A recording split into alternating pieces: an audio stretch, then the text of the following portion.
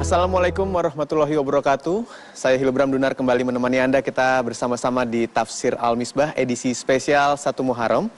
Bulan ini adalah termasuk salah satu dari 4 bulan yang dikenal dengan bulan yang diharamkan pertikaian atau kezaliman. Nah, menarik untuk kita bahas lebih dalam mengenai artinya dan seperti apa. Tentunya di Tafsir Al-Misbah bersama Pak Quraish ya. Assalamualaikum Pak Quraish. Waalaikumsalam.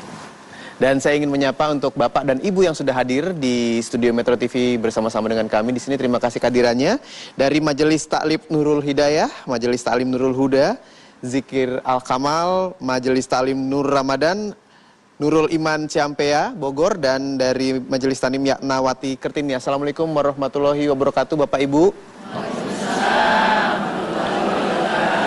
Iya, terima kasih kehadirannya dan langsung saja kita mulai Tafsir Al-Misbah kita episode spesial ini bersama Pak Quraish. Silakan Pak, bisa kita jelaskan mengenai 1 Muharram. Baik, bismillahirrahmanirrahim. Alhamdulillah, wassalatu wassalamu ala rasulillah wa ala alihi wa ashabihi wa man wala. Yang pertama dulu, kita merayakan tahun baru hijrah. Ada 2 sisi yang kita perlu ketahui terlebih dahulu. Tahun baru itu hijrah atau kalender Islami itu dimulai dengan bulan Muharram. Bulan Muharram. Salah satu dari 4 bulan yang sejak dulu zaman jahiliyah lalu dikukuhkan oleh Islam bahwa ada 4 bulan yang seseorang hendaknya hidup dalam kedamaian, rasa aman, tidak boleh ada dosa, apalagi perang. Itu salah satunya di bulan Muharram. Sisi yang kedua yang kita perlu fahami bahwa hijrah itu bermacam-macam. Jadi kalau kita berkata tahun baru hijrah, hijrah itu bermacam-macam. Nah, kalau hijrah Nabi ke Madinah, itu terjadinya pada bulan Rabiul Awal, bukan pada bulan Muharram. Terjadi pada bulan Rabiul Awal hijrah ke Madinah. Nah, di zaman jahiliyah, zaman hidup Nabi, zaman hidup Sayyidina Abu Bakar, belum ada dikenal di kalangan masyarakat Arab dan masyarakat Islam ketika itu tahun Islami. Belum ada. Jadi kalau kita sekarang kita tahun berapa tuh sekarang ini? 2013. Tahun depan 2014, tahun sebelumnya 2012, demikian seterusnya. Dulu mereka tidak mengenal tahun-tahun itu. Jadi mereka tandai tahun itu dengan nama suatu peristiwa yang besar ketika itu. Misalnya, Nabi lahir kapan? 12 Rabiul Awal, tahun berapa? Disebutlah tahun gajah, tahun perang ini, tahun itu, macam-macam. Sayyidina Umar lantas berkata, kita perlu menetapkan tahun, bukan bulan. Karena bulan sudah sepakat awal Muharram. Nah, tahun yang ditetapkan itu adalah tahun hijrah Nabi ke Madinah.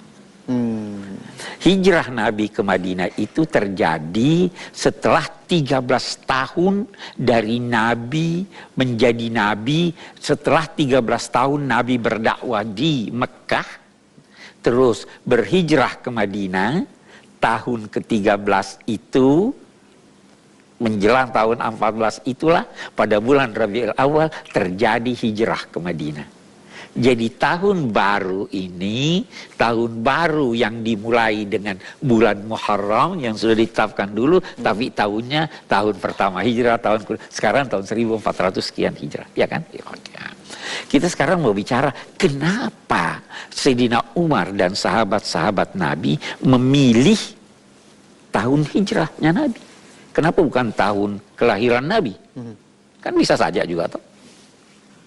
Kenapa bukan tahun kemenangan? Nah, sahabat-sahabat Nabi Sayyidina Umar itu mempunyai pandangan bahwa dalam hijrah itu ada nilai-nilai yang harus dihayati, harus diperhatikan oleh setiap masyarakat, bahkan oleh setiap orang. Ada nilai-nilainya, ada hal-hal penting. Nah, disinilah kita ingin melihat apa hal-hal penting itu. Saya ingin berkata sekali lagi, kalau kita merujuk kepada kitab suci Al-Quran, kata hijrah dalam berbagai bentuknya ditemukan sebanyak 31 kali. 31 kali ada muhajirin, ada muhajirat, ada yuhajir, itu 31 kali. Nah, dari 31 kali ini kita ada temukan uraian bahwa selain Nabi Muhammad ada yang berhijrah juga. Nabi Ibrahim juga berhijrah. Hijrah dia dari tempat beliau ke tempat yang lain. Nabi Musa juga hijrah dari Mesir ke mana, ke Palestina. Ya, Nabi Lut juga hijrah.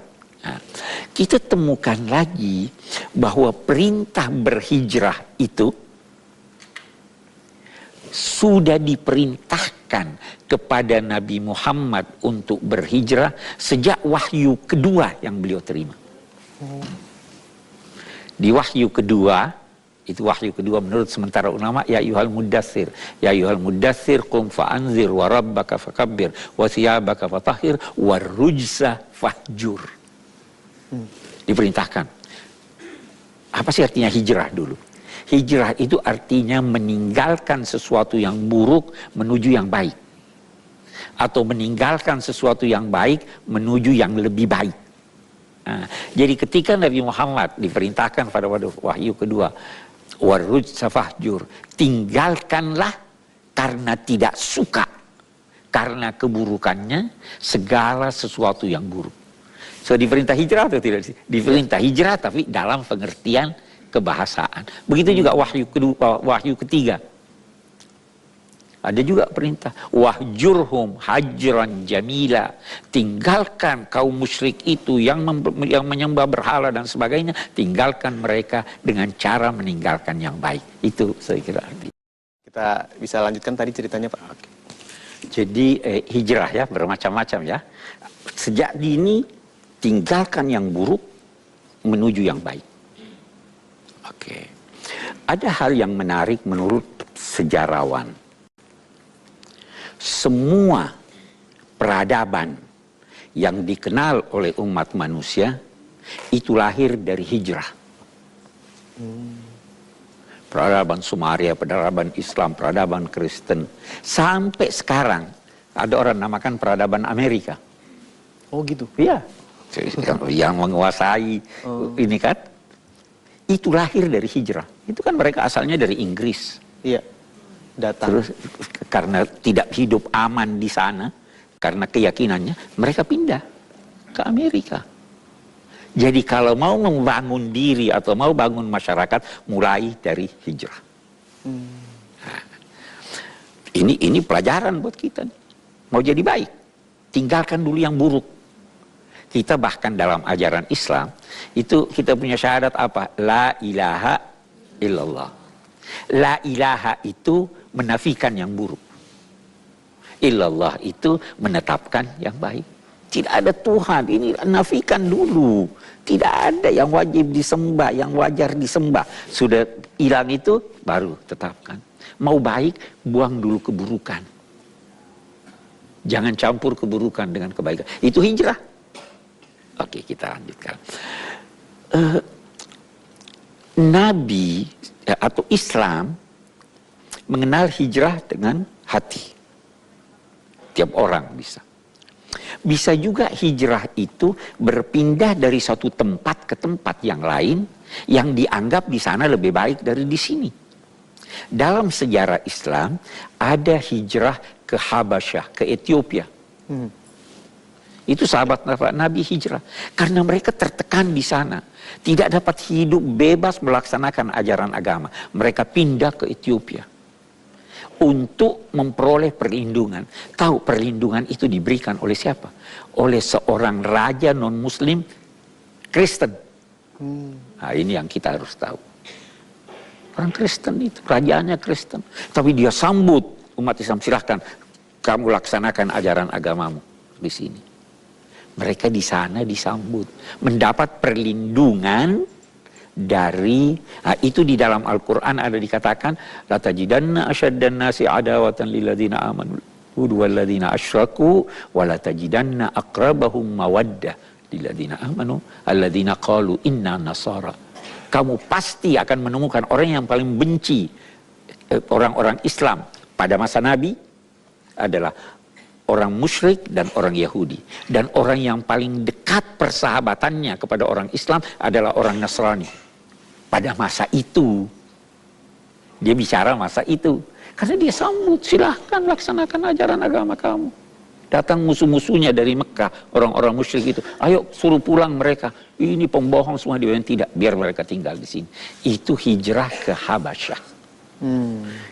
Nah, setelah itu ada lagi hijrah. Hijrah Nabi, tapi tidak dianggap, atau sebagian ulama menganggap jangan namai ini hijrah. Karena cuma 10 hari Nabi. Dari Mekah ke Taif. Dari Mekah, Taif itu sekitar 140 km dari Mekah. Nabi jalan kaki. Terjal. Setengah mati, berdarah-darah. Sampai di sana diajak, ayo masuk Islam. Dicerca Nabi, dilempari Nabi ini. Pernah Sayyidah Aisyah bertanya, apa masa yang paling sulit kamu hadapi, wahai Nabi? Dia bilang, waktu saya ke Taif. Paling sulit. Itu hijrah juga. Berpindah dari Mekah ke tempat sana, tapi karena tidak disambut, beliau kembali ke Mekah.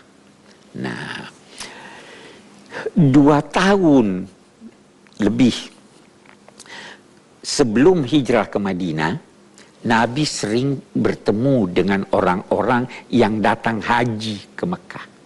Dari dulu sudah ada haji. Datang haji ke Mekah, diajak, ini begini Islam, ada yang terima, ada yang ini. Suatu malam beliau mendengar pemuda-pemuda ngobrol.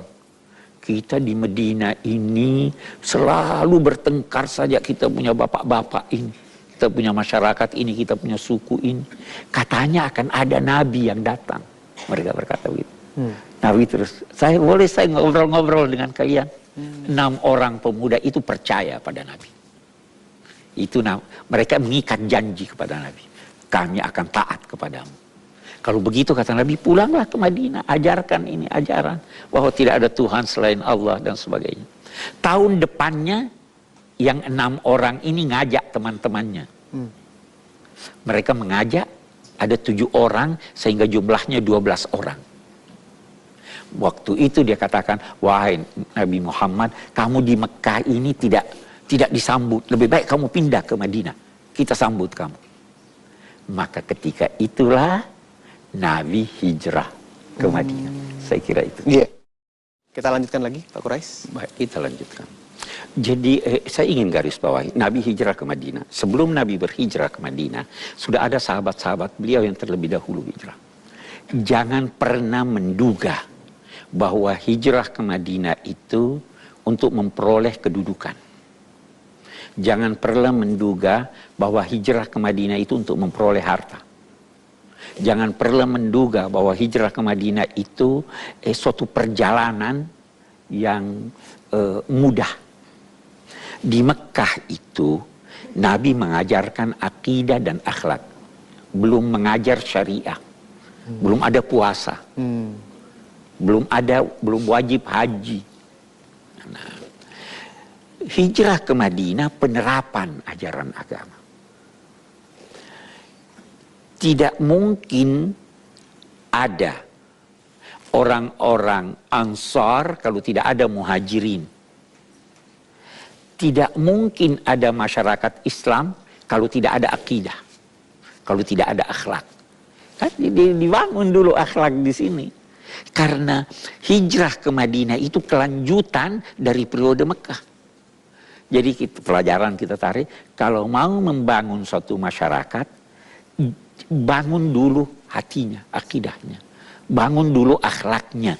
Baru diajar sholatnya bagaimana, puasanya. Itu yang kita. Nah, ini dalam hijrah Nabi itu tercermin banyak hal.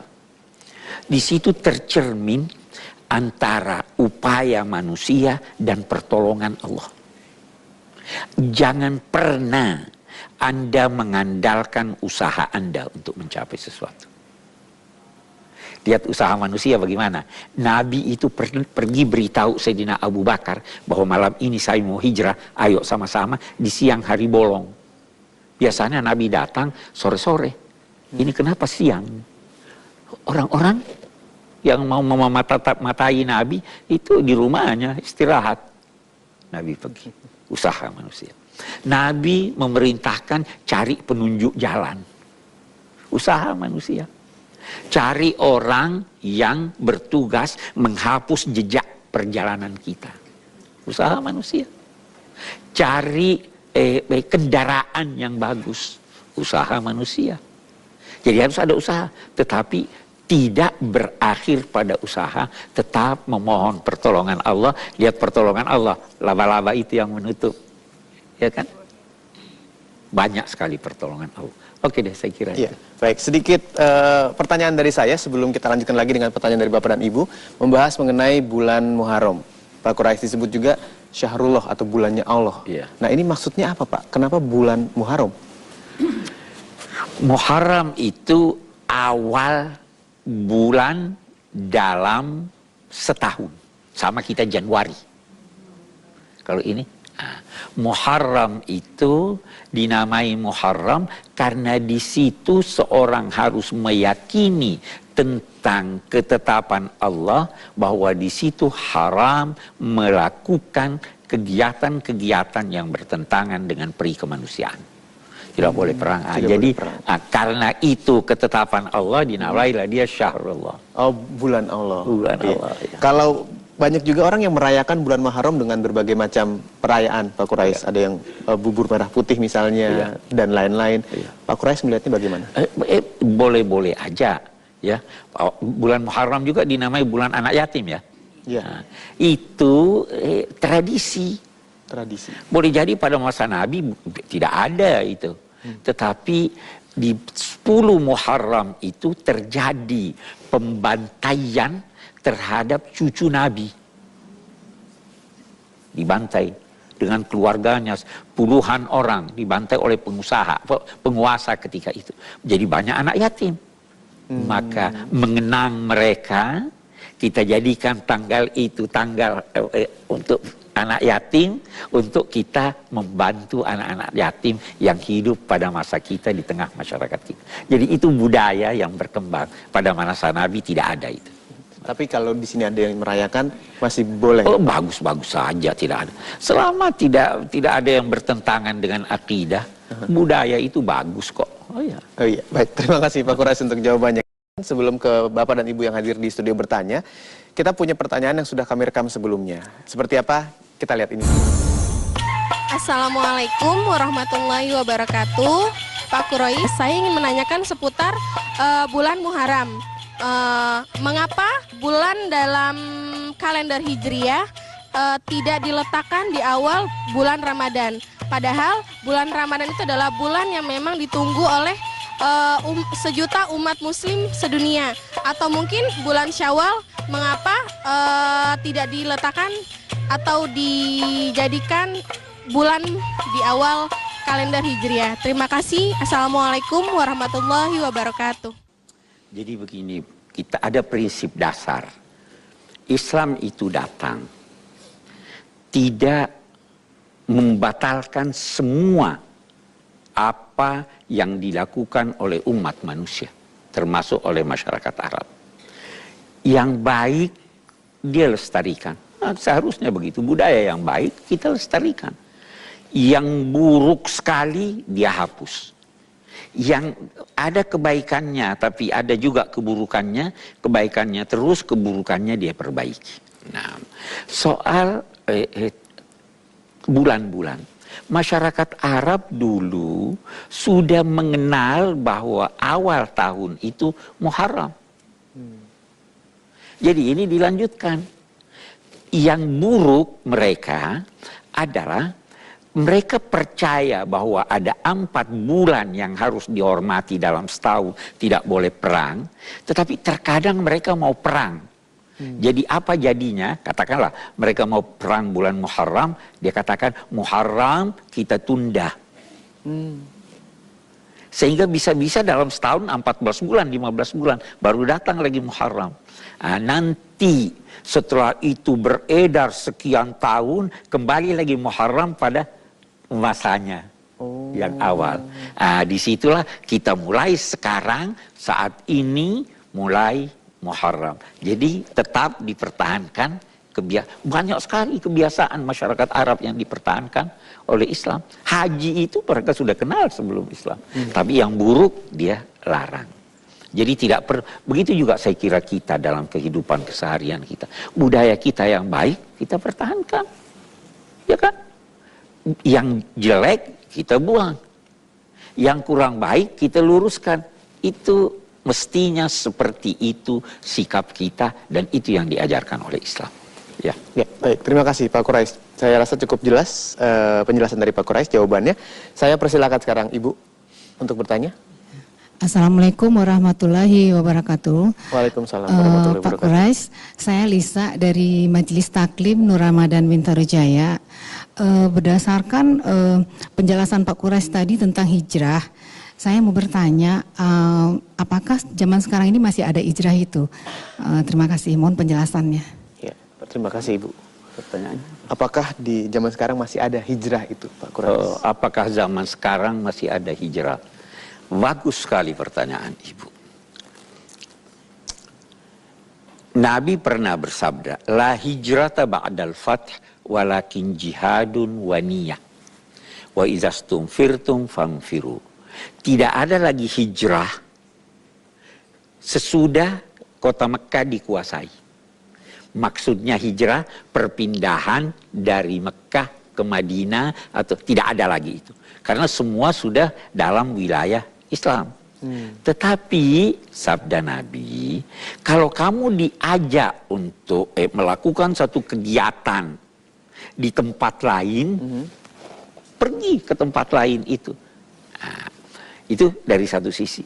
Tetapi hijrah dalam arti berpindah dari sesuatu yang buruk menuju yang baik dalam sikap, itu ada sampai sekarang.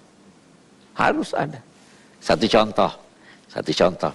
Ibu berada di satu kota, dimanapun. Di situ maksiat terlalu banyak. Takut anak-anak kita terpengaruh. Hijrah atau tidak? Hijrah. Hijrah. Harus. Ada satu bentuk hijrah lagi. Ibu, bapak duduk di suatu tempat, orang ngobrolnya ndak keruan. Boleh duduk terus di situ. Hijrah, pindah tempat. Dari satu tempat yang buruk ke tempat. Itu di dalam Al-Quran ada dinyatakan bahwa seandainya mereka itu, orang-orang musyrik, berbicara tentang atau melecehkan ayat-ayat Tuhan. Fa'arid anhum. Jangan pedulikan mereka. Terus apa? Jangan pedulikan mereka sampai mereka berbicara pembicaraan yang bukan melecehkan agama. Dan boleh jadi setan menjadikan kamu lupa sehingga duduk terus. Nah, setelah kamu ingat, tinggalkan mereka. Karena kalau kamu tidak tinggalkan mereka, kamu sama dengan mereka.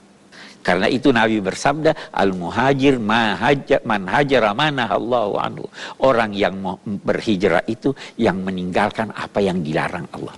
Ada sampai sekarang, sampai hari kiamat itu. Ya. Tapi bukan hijrah dari Mekah ke Madinah. Ya, itu sudah. Ya. Baik, cukup jelas Ibu ya. Masih ada waktu, saya persilakan Bapak. Assalamualaikum warahmatullahi wabarakatuh. Nama saya Agus Ridwan dari Pusat Studi Al-Quran.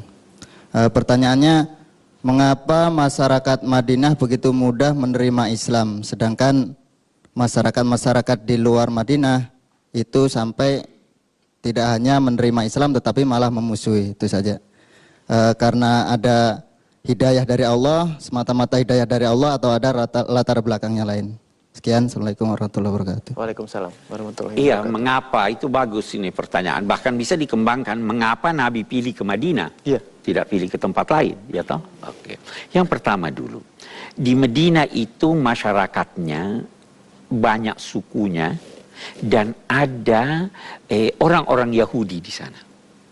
Orang-orang Yahudi ini sering bertempur dengan kelompok Aus dan Khazraj, penduduk asli Madinah.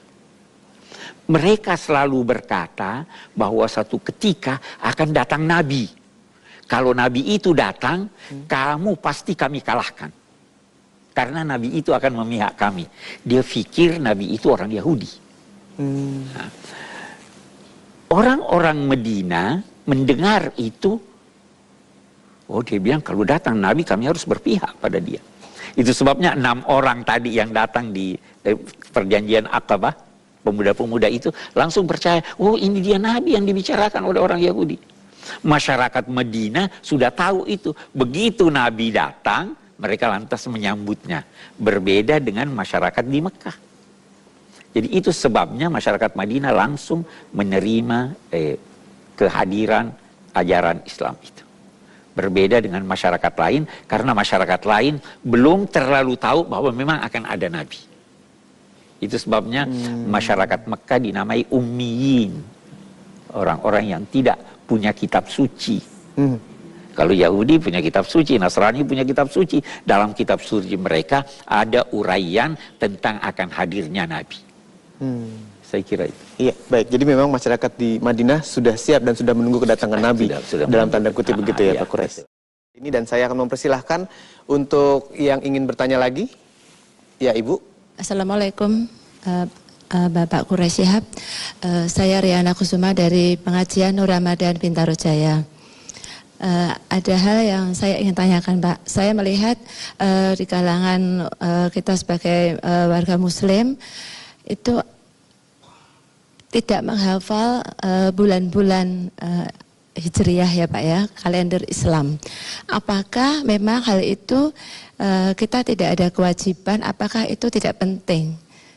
Karena nama-nama bulan Hijriah itu mungkin tidak seperti apa yang seperti kita hafalkan seperti bulan Masehi ya.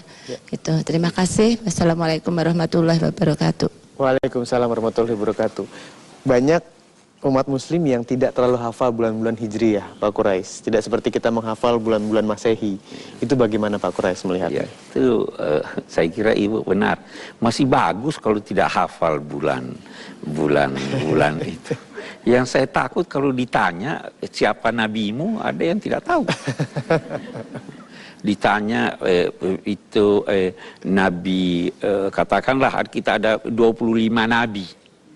Ya kan, ada 25 nabi yang harus kita ketahui bahwa mereka itu nabi. Kalau ditanya Yahya itu nabi atau bukan? Siapa itu Yahya? Ini semua karena perhatian kita untuk mendidik anak-anak kita tidak penuh atau kurang baik. Nah, salah satu cara ini adalah kita sekarang ini. Supaya anak-anak kita lebih mengerti, ibu-ibunya lebih tahu, bapak-bapaknya lebih tahu, itu dia transfer kepada anak-anaknya. Saya kira begitu ya Bu ya. Ya, baik. Jadi sebenarnya kalau tidak ada salahnya untuk terus belajar dan memberitahu kepada generasi berikutnya. Ya. Pertanyaan dari saya Pak Quraisy. Tadi Pak Quraisy mengatakan bahwa Hijriyah itu sekarang masih ada, walaupun bukan seperti dari Mekah ke Madinah, tapi perbuatan kita. Misalnya kalau kita berada dalam situasi yang tidak baik, lingkungan yang tidak baik, kita pindah. Ya. Mana yang lebih baik Pak? Kita hijrah kita pindah atau kita bertahan tapi berusaha membenarkan? Saya kira yang kedua, kalau Anda bisa membenarkan itu lebih bagus, jauh lebih bagus. Ya tahu kita ikut membina yang lain, kita menyelamatkan yang lain. Tetapi kalau arus sudah demikian besar, sehingga kita bisa terbawa arus, anak-anak kita terbawa arus, itu sebaiknya kita pindah. Nabi Ibrahim itu membawa anaknya hijrah, membawa anaknya ke Mekah. Dari itu dia katakan, supaya dia bisa dekat ke rumahmu dan supaya anak saya ini, keluarga saya ini bisa melaksanakan sholat dengan baik. Jadi dia bawa anaknya. Kita juga begitu sekarang.